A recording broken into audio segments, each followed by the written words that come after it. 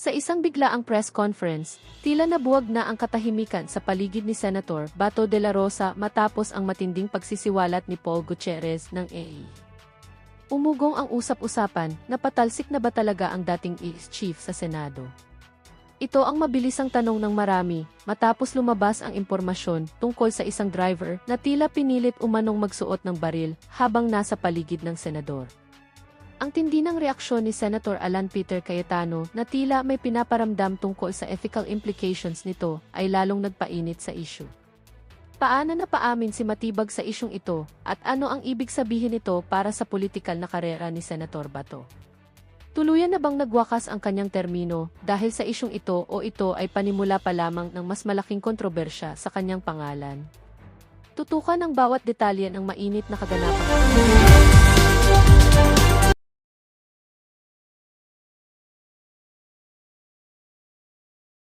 Ni Senator Bato de la Rosa. Kasi anumang oras, pwede ho siyang dakpin kung sakaling nandyan siya. Di ba? Kaya sa paglabas ng balita na wala na siya sa Senado, tayo ho kahit pa paano nakahinga ng maayos diyan sa pagtakas na yan ni Senator Bato de la Rosa, diyan sa gustong mangyari ng administrasyon na to na isuko sa banyagang korte itong Pilipinong senador, ginawa lamang ang kanyang trabaho at siya ikulong at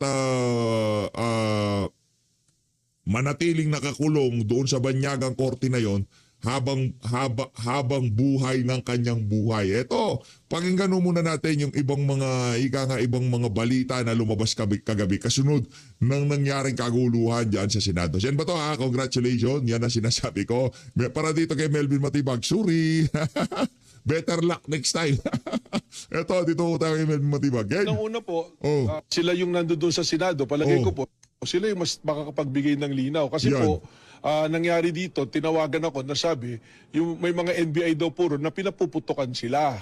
Ang problema po niyan, wala naman po kami dineploy doon at wala namang utos na may aarestuhin po si Senator Bato. Katunayan, nakiusap nga ako sa inyo pong reporters dyan konsulta, napuntahan kami rito sa Sequoia Hotel. Sequoia Hotel. Pinapupuntahan daw kay John Consulta sa Sequoia Hotel.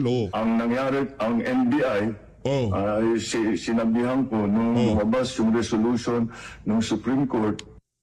Lumabas yung resolution ng Supreme Court, ibig sabihin naka-standby the whole day.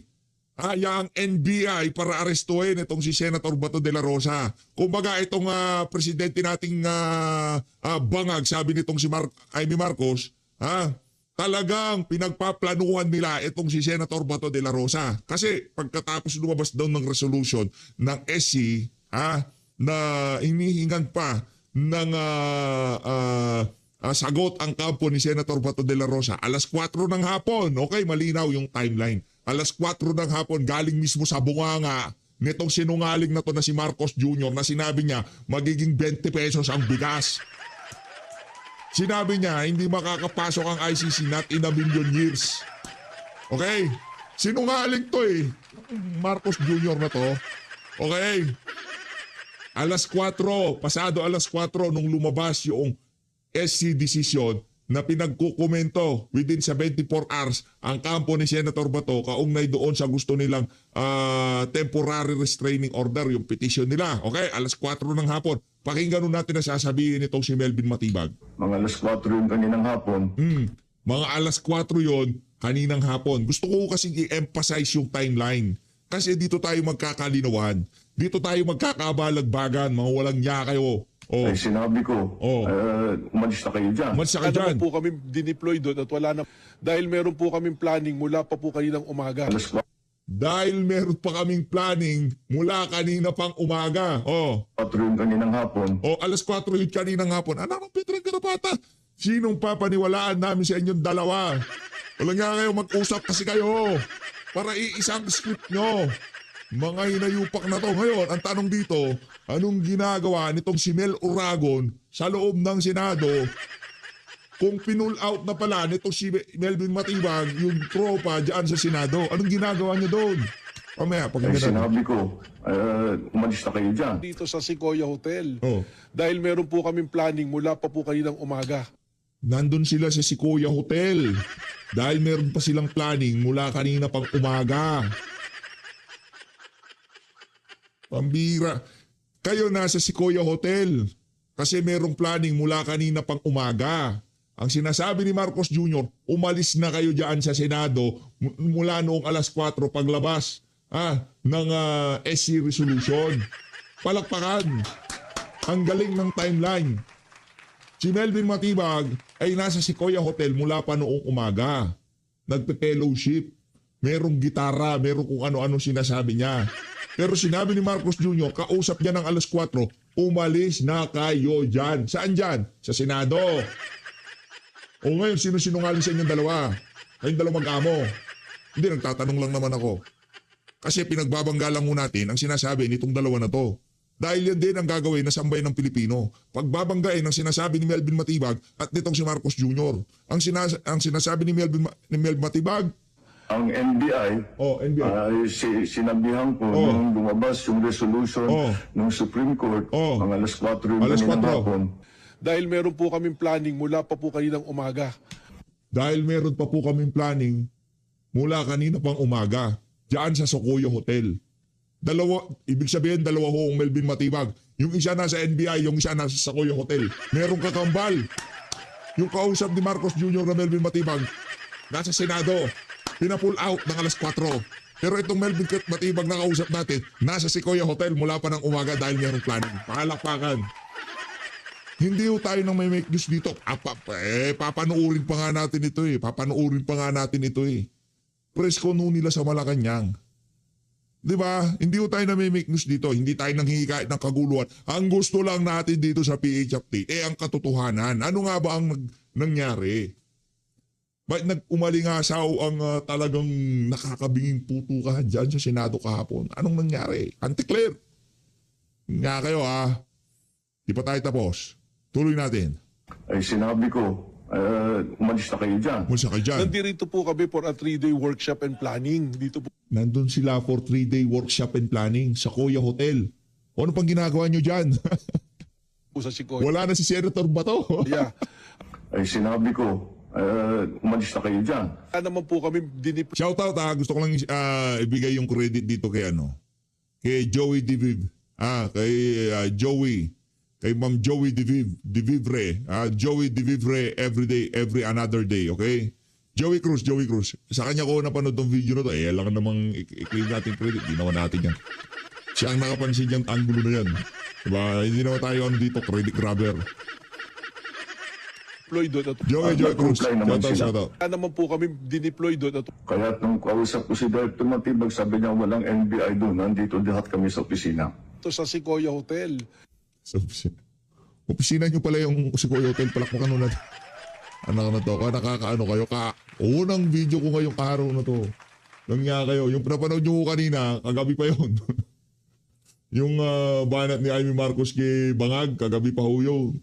Ito pa lang kung kauna-unang video natin ngayong araw, itong si Anticlero. Ito na siyempre. Alangan naman, gusto ko kasing pakinggan lahat na sasabihin ng NBI dito sa video na to. At ibangga natin sa mga findings ng mga initial investigation kaugnay dyan sa mga nangyari na yan sa loob ng Senado ngayong araw, kagabi, okay? Pakinggan natin to. Ladies and gentlemen, the Palace Press Officer under Secretary Claire Castro. Magandang araw, Malacanang Press Corps. Yun. Ito po ang ating pahayag patungkol sa pangyayari sa Senado kagabi. Mga bandang alas 4 ng hapon kahapon, May 13, nagsagawa ng live stream si Senator Bato de la Rosa Ayan papakinggan nun natin to. sa kanyang official Facebook account na umano'y aarestuhin siya. Sinundan ito ng mensahe ni Office of the Sergeant at Arms, Retired Police Major General Mau Aplaska sa media na may aarestuhin sa Senado. Ilang minuto pagkatapos nito, ang mga tauhan ng OSAA ay may nakita umanong NBI agents sa property ng GSIS. Si Mel Oragon. Oh. Ang Senate ay umuukupa sa ilang bahagi ng GSIS property. Isang bridge ang nag-uugnay sa opisina ng GSIS at opisina ng Senado. Ang susi upang mabuksan ang pintuan mula sa Senate papunta sa bridge na konektado sa GSIS ay hawak ng OSAA o Senado.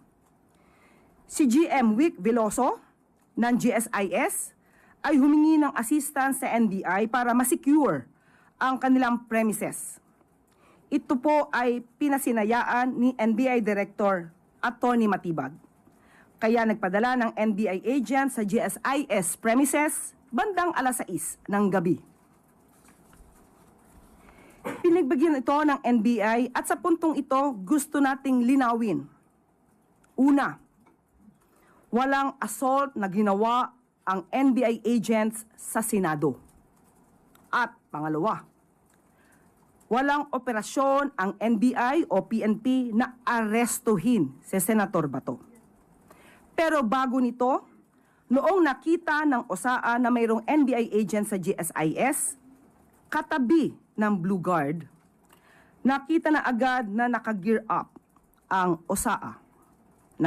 Kasi nga ramdam na nila marami nang kumakalat na impormasyon na papasukin na Senado at all cost, 'di ba? Yung mga taga-minority naglabasan na, mga staff nila nagkukumawag sa paglabas ng Senado. Kaya yun na naging go signal ng Sergeant at Arms na mag-gear up na, ayusin na yung mga dapat ayusin. Dahil magkakagulatan sigurado. At yun na nga nangyari, nagkagulatan. Nag-vest at naghanda sa isang operasyon. Pagdating sa bridge sa GSIS premises, tinanong ng OSAA ang NBI agent na nakaupo, lamang kasama nga ang isang Blue Guard ng GSIS. Nagpakilala na NBI agents at nung nagsabi sila ng kanilang pagkakakilanlan, agad nagpaputok ng warning shot si Sergeant at Arms Mau Aplaska. At dahil doon, napilitan ding magpaputok ng warning shot ang NBI agent. As of 11:09 a.m., several sources confirmed that the Senator Bato, is no longer in the Senate premises. Wala na. But we are still getting official confirmation on the report. Hindi ka ba masaya noon, anti-clear? Wala na si Senator Bato doon, di ba? Dapat kasama ka sa nagpapalakpakan ngayong mga panahon na to. Kasi Pilipino yon. Gusto siyang arestuhin ng banyagang korte. Dapat ang bawat isang Pilipino ngayong mga panahon na to, magbunyi. Diyan siya nangyari na yan. Oh. At para po mabigyan tayo ng detalye, makakasama po natin si NBI Director Attorney Melvin Matibag at PNP Chief General Jose Melencio Nartates Jr. Iba yung official statement, iba yung tanong ng media. Dahil pagdating sa tanong ng media, dudurugin ho itong mga to. Magandang umaga po sa inyo lahat. Magandang umaga. Maraming salamat po, Yusek Claire Castro, at magandang umaga po sa inyong lahat. Yung pong sinabinanggit ni Yusek Claire Castro was exactly what transpired during po nung araw na yan, kahapon po. No? So, siguro po kung meron lang mga katanungan, I will be willing to address your questions po. Yeah.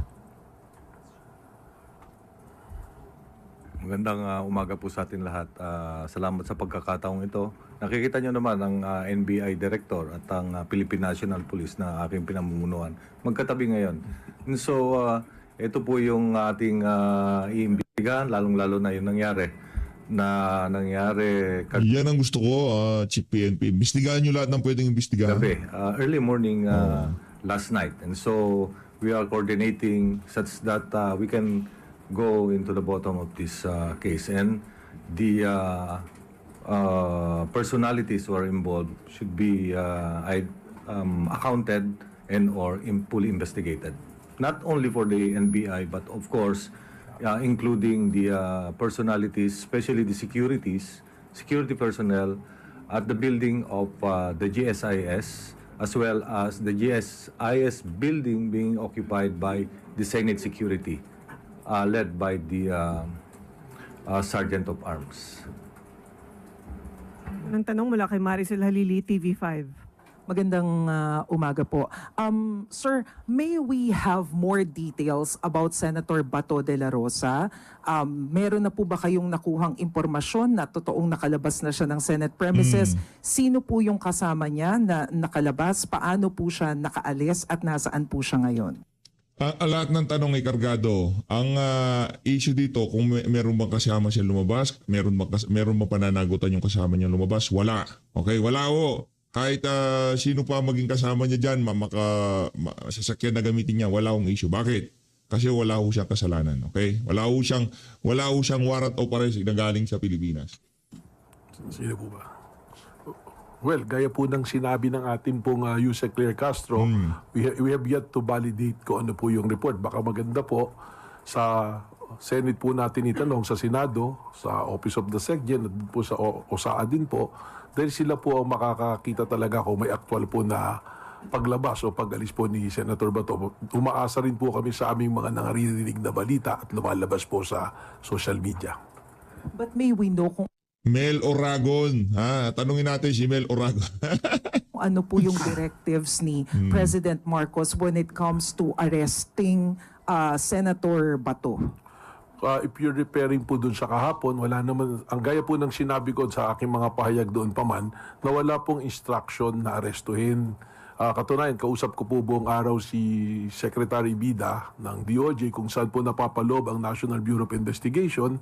At ang sabi lang po, surespondihan namin yung kahilingan ng GSIS, subalit hindi kami mag-a-approach kahit po nga dumaan doon si Senator Bato ay ang ano namin is to monitor sapagkat alam po naman nating lahat na mayroon pong kaso na ongoing ngayon sa Supreme Court at wala man pong TRO pero from the point of view of lawyers po gaya ng DOJ 3 araw lang 72 hours po yung binigay na palugit para po sumagot yung kampo ng gobyerno at yung kampo ni Senator Bato.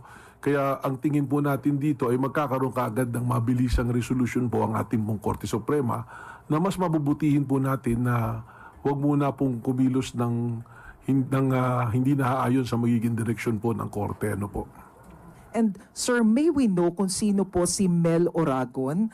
Totoo po bang driver siya ng NBI? And bakit po siya may hawak na baril? Allowed po ba yun sa driver if that's the case? Naku, yari ka dyan. Driver pala, may hawak. Yan ang mga di ba? Kaya wala tayong problema doon sa talumpati nitong si Auntie Claire. Okay, problema yun. Pag nagtanungan na, doon na talaga paduduguin itong mga reporter na to. Itong si... Well, sa ngayon po, when binalidate po namin yung pong aming records ng aming pong mga ahente at mga employees, siya po ay hindi po opisyal na empleyado ng NBI. Ngunit nung aking pong nagkaroon na po ako ng sariling investigasyon, lumalabas po na siya ay parang volunteer kasama po ng mga ahente po. No? Volunteer, hindi official na hindi official na trabahante. Ang tanong, bakit merong affiliated o merong kasama na ng NBI ang nahuli doon sa loob na kung saan di umano nagpa bang. Anong nangyari doon? Melvin Matibag. Hindi ba bakit kasi hindi niyo sinama sa fellowship? Dapat sinama niyo sa fellowship yun. Po sa katanungan kung alaw humawak ng baril, yun po kasi yung nakita na naglalakad, pinahawak. Pero yung actual naman po na pangyayari, wala naman po siyang access po dun sa baril na hawak. Ibig sabihin, merong NBI. Pinahawak Ibig sabihin, merong NBI dun sa loob ng Senate. Yari ka dito, Melvin Matibag. Yan ang sinasabi ko sa'yo. Yung mga nagtatanong dyan, puro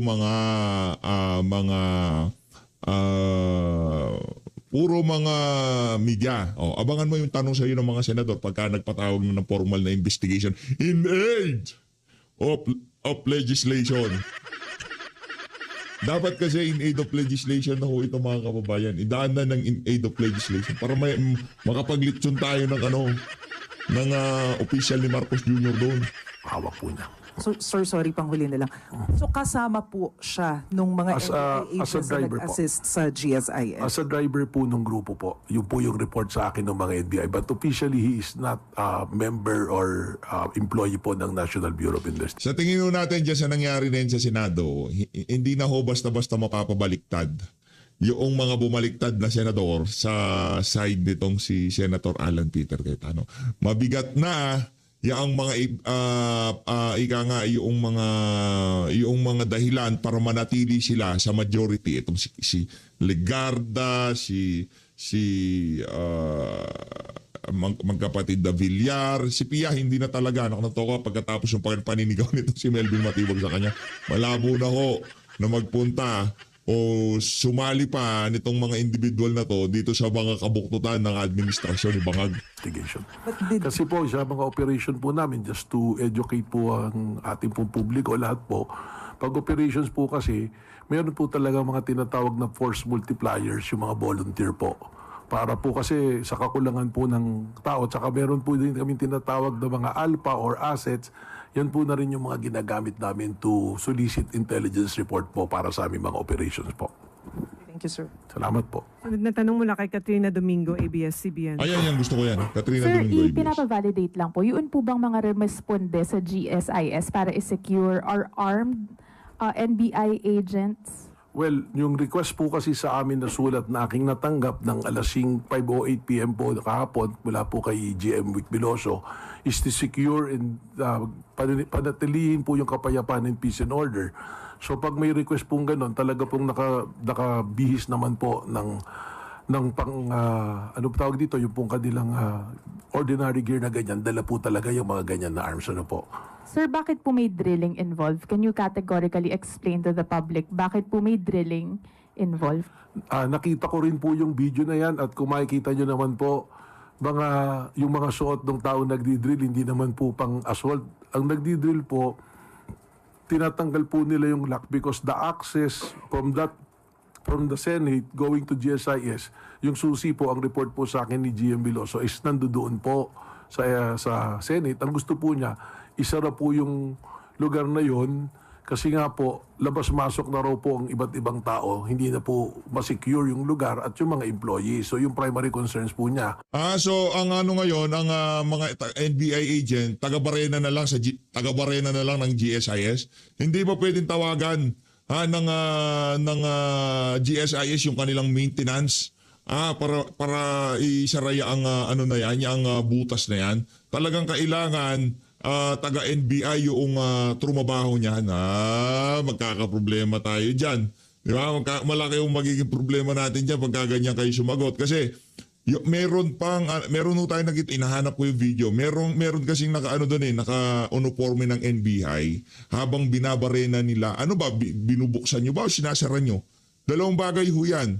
Kung nakasara yun, at kung nakabukas yun, at nakasara naman pala yun, at sinasabi nitong kailangan ipatawag yung GSIS. Kailangan din natin marinig ang GSIS. Kasi sinasabi ni Melvin Matibag yan, ano ba yung pinanghahawakan natin, natutuo yung sinasabi ng mama na yan. Kailangan natin marinig ang mga punto de vista ng GSIS general manager na yan, di ba?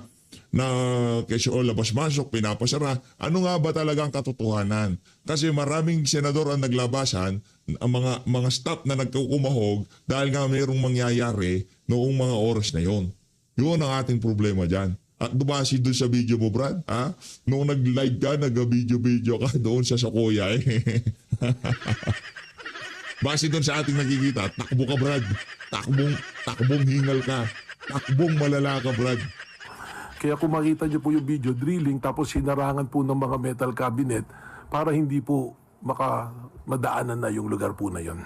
Sir, in a span of 3 days, 3 beses pong nalusutan, if that is the proper term, ni Senator Ronald De La Rosa ang NBI. First, hindi nahabol sa Tanga yung si Melvin Matibag stairwell ng Senate. Pangalawa po, kahapon, supposedly, nagkagulo doon sa Senado and he was holed up in his office. At ngayon naman po, nakaalis sa Senate without the NBI knowing exactly kung nasan po yung senador. To what do you attribute these lapses or these discrepancies? Hindi naman po siguro lapses. There's an operational requirement po. Number one, yun dun po sa Senado nung hindi po siya na-aresto. Naikwento ko na po yan eh. Kaya nga po ako humihiling ng buong kopya ng CCTV mula nung dumating siya sa parking kung kanino siya nakasakay na sasakyan hanggang... Huwag mo nang tanongin kung kanino siya sumakay ng sasakyan kay Senator Alan. Ano na yan, puro sabihin mo, ano ka, palpak ka. Yung isa sa mga pinapahuli sa'yo, isa sa mga assignment mo galing kay Ma'am Shi, hindi mo nagawa. Di ba? Kaya ka lang naman, kasi walang willing na gumawa niyan. Walang abogado na nasa matinong katinuan at mayroong dignidad at respeto sa sarili ang gagawa dyan sa ginagawa mo na yun sa NBI, Melvin Matibag. Nakita niyo ba yung dating director ng NBI, di ba? Nag-resign. Di ba? Ayaw niya eh. Maraming mga pinapagawa sa kanya na hindi niya kayang sikmurahin. At makakasikmura lang yan. Yung mga kakaibang kaisipan kagaya nitong si Melvin Matibag. Sa pumasok, dahil lang nakita na lang po nating video, yung takbuhan na lang yung habulan. Hindi po na ipakita ron na magsiserve na ng warrant, kakausapin na po si Senator Bato, tinakel niya po yung babaeng ahente. Kaya po nagkaroon ng takbuhan. At nung nagdeklara po ang Senado na protective custody nila si Senator Bato, minabuti po namin na irespeto yung sinabi na yun ng Senado sapagkat ang respeto po natin sa co-equal branch po na executive ay nandoon. Respeto sa co-equal. Binabaray na yung gilid. Respeto daw sa co-equal. Yung nga kayo, huwag nyo nga kami lukuhin. Ang importante dito, Matibag, wala na si Senado, itong si Senator Bato. Yan ang importante dyan. Anong respeto? Respeto sa co-equal. Huwag mo kang bulahin, Matibag. Dahil pwedeng bulahin kami pa dito sa PH Update. Mga ano na dito, yung mga kasama namin dito, mulat. Dahil hindi sila natulog mula kagabi. Hindi sila natulog mula kagabi. Ang birang yan. Kasalanan ni Melvin dyan, di tayo natulog. Kung mga issue ng legal na wala namang ganung basihan, hindi na po natin po napag-uusapan. Kaya naman, nung dumating na po sa korte, na-validate naman din po yung naging desisyon ng NBI na wag pong arestuhin si Senator Bato. Ito naman pong pangalawa, ganoon na rin po yun, karugtong na mayroon pong pending na kaso sa Supreme Court and the strict instruction is wag pong arestuhin. And at the same time, ang gusto po ng ating pong pamahalaan, i-maintain na yung peace and order, mataas na po masyado yung po bang pagtatalo-talo, pag-aaway-away ng iba't ibang grupo. Hindi. Ito naman po, hindi pa naman po validated. Hindi. Ang problema dito, talagang gumugusto kayo na idalhin sa dahig itong si Senator Bato. Kaya nagka-hendot-hendot, maraming gustong magpapogi at magpabida. Maraming nagtatali-talinuhan. Di ba? Hindi na pwede yun. Yung ginawa nyo kay Tatay Digong, tanggapin nyo na kasi nahuli na yun. Hindi na mauulit yun. At hindi na magkakaroon ng rego doon sa Senado pagkatapos ng ginawa nyong pambababoy sa majority ngayong mga panahon na to. Kung talagang nakalis na po siya sa Senado at kung saan po nagpunta. Good for him, di ba? Melvin, di ba? Good for him. Kung nakalis na si Senator Bato, dapat pasalamat kayo, di ba? Sorry, last on my... Uy! Yung Ma'am Hana pala yun. Palakpakan natin. Nandiyan si Ma'am Hana sa ano. Si Ma'am Hana ba yan? Kamukha lang. And for this round, based on the premise or Si Ma'am Hana Sancho yan ng SMNI. the timeline na nilatag po kanina ni Undersecretary Ay, Claire hindi si Castro, Ma'am Hana. Sorry. Alam ko si Ma'am Hana. Layo kasi itong monitor natin. convinced is the executive department doon sa mga swirling rumors na the chaos in the Senate yesterday was staged, allegedly? Well, that is a part of an ongoing investigation. Ipinasok naman po lahat yan. Sa ngayon po, magkatulong po ang NBI at ang PNP, re-reviewin po natin yung mga footages kung may mga CCTV at we will use po yung atin po mga forensic capabilities para malaman po natin kung ano po talaga yung nangyari. Ano po. Sunod na tanong mula kay Ivan Mayrina, GMA I address the question to the Chief PNP and the NBI Director. Sir, may we get a categorical answer related to sa tanong ni Katrina? Would you say that the incident at the Senate last night was staged for whatever reason? Kaya po nung sinabi ko, Sir Ivan, yan po ay bahagi pa ng ating ongoing investigation. Ang mapari lang po naming mailahad sa inyo, yung pong inilahad din ni Yuse Claire Castro na factual kung paano po nangyari.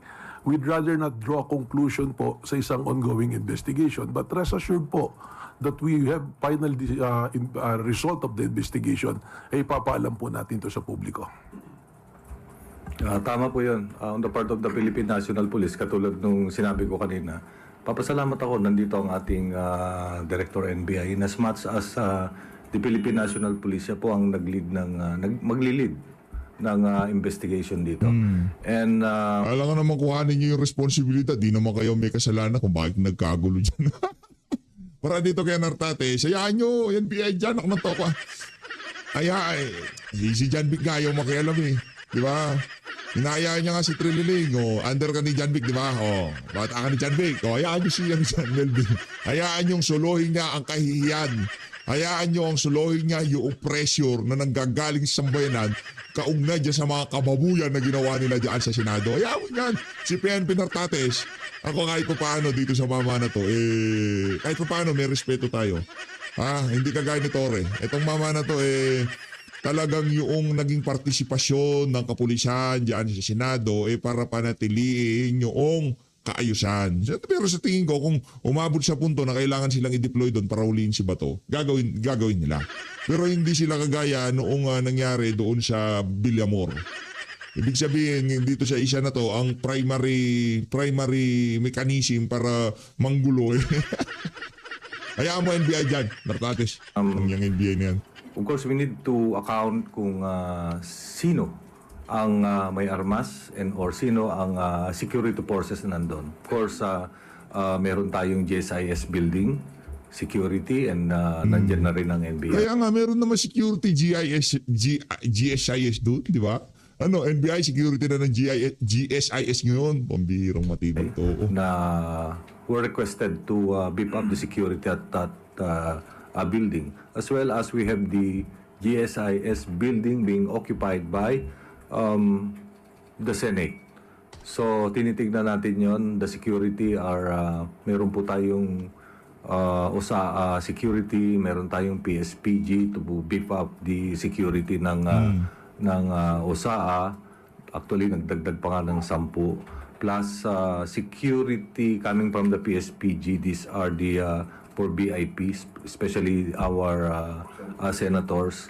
And security na uniform coming from the armed forces, particularly the Philippine Marines. So one by one, we are accounting them and accounting as well as the usual interview investigation. Nanguna na of course ang ating OSA and of course ang ating NBI nandito, and they will fully cooperate, especially in the usual investigation. And as of now, of course, there are about 20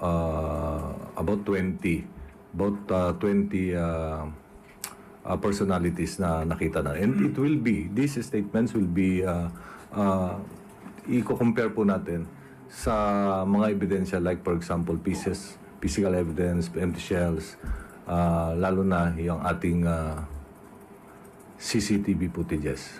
Sir, yung chief ng OSAA, si Mr. Mau Aplaska, is he under investigation? Or at least